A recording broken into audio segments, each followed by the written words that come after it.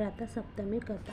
రథసప్తమి కథ. పూర్వకాలంలో కశ్యప మహర్షికి భార్య అయిన అదితికి పుట్టిన కుమారుడు సూర్యుడు. సూర్యుడు సమస్త లోకాలకు వెలుగు, జీవం, శక్తి ప్రసాదిస్తాడు. అందుకే ఆయనను లోకానికి ప్రత్యక్ష దేవుడిగా భావిస్తారు.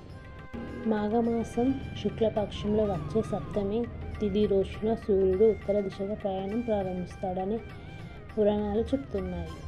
ఈ రోజున సూర్యుని రథం 7 గుర్రాలతో ఆకాశంలో ప్రయాణం చేస్తుందని నమ్మకం.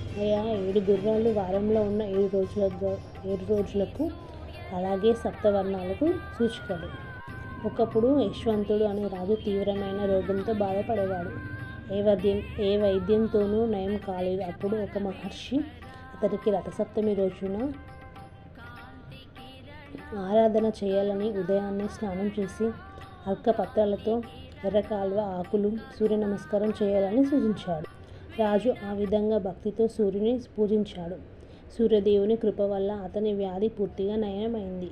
అప్పటి నుంచి రథసప్తమి రోజున సూర్య ఆరాధన చేయడం ఆరోగ్యానికి, ఆయుష్ మేలు చేస్తుందని విశ్వసించారు.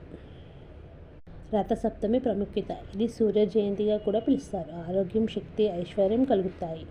పాపనాశం జరుగుతుందని నమ్మకం. అందుకే రథసప్తమి రోజున ఉదయాన్నే స్నానం చేసి సూర్యునికి అర్ఘ్యం సమర్పించడం ఎంతో శుభప్రదం.